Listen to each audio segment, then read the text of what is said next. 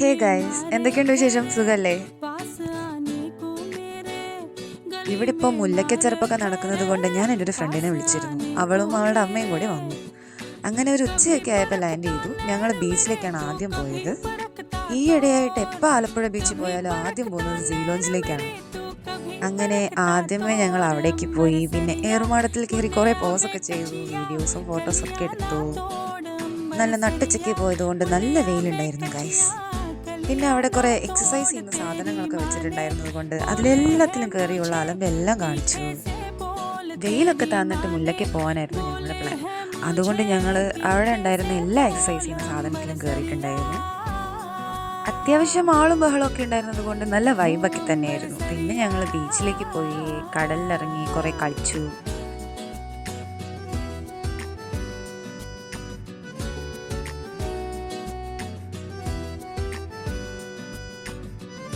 ₹50 coloured hair extensions മേടിച്ചു. അത് വെച്ചിട്ടുള്ള എൻ്റെ ഷോ ആയിരുന്നു പിന്നെ അങ്ങോട്ട്. അങ്ങനെ ഞങ്ങൾ മുല്ലയ്ക്കിലെത്തി. പിന്നെ മുല്ലയ്ക്കിൽ നിന്ന് ഒരുപാട് സാധനങ്ങളൊക്കെ മേടിച്ചു. ഞാനൊരു മാലയൊക്കെ മാത്രം മേടിച്ചു തുടങ്ങി. ഒത്തിരി സാധനമൊന്നും മേടിച്ചില്ല. ₹20 മുതൽ ₹30 വരെ സാധനം കിട്ടുന്ന കട എന്ന് പറഞ്ഞപ്പോൾ ഇടിച്ചങ്ങോട്ട് കയറി. പിന്നെ അവിടെ നിന്ന് കുറേ സാധനങ്ങൾ ഇങ്ങനെ ആൻറ്റി എടുക്കുന്നതാണ് നിങ്ങൾ കാണുന്നത്. ഓരോ കടകളും എന്ത് കളർഫുള്ളായിരുന്നെന്നറിയോ? എൻ്റെ ദൈവമേ, അത്യാവശ്യം നല്ല രസമുണ്ടായിരുന്നു. ആ ഏരിയയിലോട്ട് കയറിയിട്ട് അങ്ങോട്ട് ഇറങ്ങാനേ തോന്നുന്നില്ല, തിരിച്ചു പോരാനേ തോന്നുന്നില്ല. ഒത്തിരി കളക്ഷൻസ് ഒക്കെ ഉണ്ടായിരുന്നു. അത്യാവശ്യം വിലക്കുറവുണ്ടായിരുന്നു. നല്ല രസമായിരുന്നു.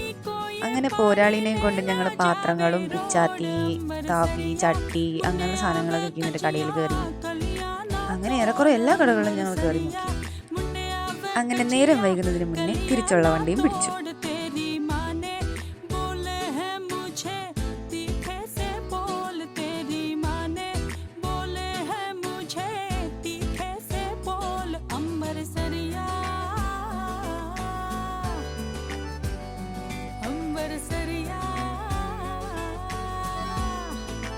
ഒരു ദിവസം കഴിഞ്ഞ് വീണ്ടും ഞങ്ങൾ മുല്ലയ്ക്കിലേക്ക് പോകുന്ന അടുത്ത ദൃശ്യങ്ങളാണ് നിങ്ങൾ കണ്ടുകൊണ്ടിരിക്കുന്നത്. ചെന്നുടനെ തന്നെ ആദ്യം കാർണിവലിലേക്കാണ് പോയത്. എൻ്റെ അനിയച്ചാർക്ക് പിന്നെ ഈ സാധനം ഭയങ്കര ഇഷ്ടമായതുകൊണ്ട് ആദ്യം തന്നെ ടിക്കറ്റ് എടുത്ത് ഇവനെ അതിനകത്തോട്ട് കയറ്റി വിട്ടു. പിന്നെ ഞാൻ ആദ്യം കയറി പോയത് ഈ സാധനത്തിലോട്ടാണ്. എൻ്റെ പേരൊന്നും എനിക്കറിയില്ല, കറങ്ങുന്ന കാറെന്ന് നമുക്ക് പറയാം. ടിക്കറ്റ് എടുത്ത് അങ്ങോട്ട് കയറിയിട്ട് ഉത്തരവാദിത്തപ്പെട്ട ആരും അവിടെ ഉണ്ടായിരുന്നില്ല. അപ്പോൾ എനിക്ക് ഡൗട്ടായി, ഇനിയിപ്പോൾ അവർ തുടങ്ങാൻ പോവുകയാണോ, കയറിക്കഴിഞ്ഞ് ഇവർ സ്റ്റാർട്ടാക്കി വിടുവോ, അങ്ങനെയൊക്കെ കുറച്ച് പേടിച്ചു. അപ്പോൾ പുറകെ ആൾക്കാർ വരുന്നുണ്ടായിരുന്നു. അപ്പോൾ പിന്നെ ഞാൻ രണ്ടും കൽപ്പിച്ചങ്ങോട്ട് കയറി. എനിക്ക് തോന്നിയ ഒരു കാറിൽ ഞാൻ കയറിയിരുന്നു.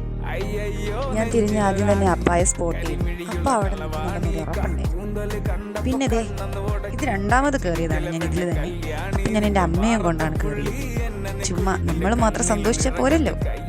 അങ്ങനെ അമ്മയായിട്ട് കയറി ഞങ്ങൾ അടിച്ച് പൊളിച്ച്. പിന്നെ അടുത്തതായിട്ട് പോയത് ഭയങ്കര ഹൈപ്പൊക്കെയുള്ള ബോട്ടിലേക്കാണ്. ഇത് കൊളംബസ് എന്നൊക്കെ പറയുമെന്ന് തോന്നുന്നു. ഇതിലേക്കാണ് അടുത്തത് കയറിയത്. ടിക്കറ്റൊക്കെ എടുത്ത് അവിടെ പോയി ക്യൂവിലൊക്കെ നിന്ന് വെയിറ്റ് ചെയ്ത് കയറിയിരുന്നു. ഇരുന്ന് കഴിഞ്ഞപ്പോൾ എന്തോ സ്റ്റാർട്ട് ചെയ്യാൻ പോകുന്ന സമയമായപ്പോൾ ചെറിയൊരു ടെൻഷൻ പോലെ ഉണ്ടായി. അത് കഴിഞ്ഞിട്ട് റൈഡ് തുടങ്ങി. കുറച്ചൊക്കെ ഞാൻ വീഡിയോ പിടിച്ചു. അത് കഴിഞ്ഞിട്ട് പിന്നെ എപ്പോഴാണ് ഞാൻ വീഡിയോ ഓഫാക്കിയെന്ന് പോലും എനിക്ക് ഓർമ്മയില്ല. എന്തൊക്കെയോ അതിനിടയ്ക്ക് സംഭവിച്ചു. അങ്ങനെ ഉയരം കൂടുന്തോറും കാറലിൻ്റെ ഒച്ചയും കൂടുമെന്ന് എനിക്ക് മനസ്സിലായി. പിന്നെ ചെറുതായിട്ടൊന്ന് പേടിക്കുകയും ചെയ്തു. സമാധാനം. എന്നാലും നല്ലോണം എൻജോയ് ചെയ്തു.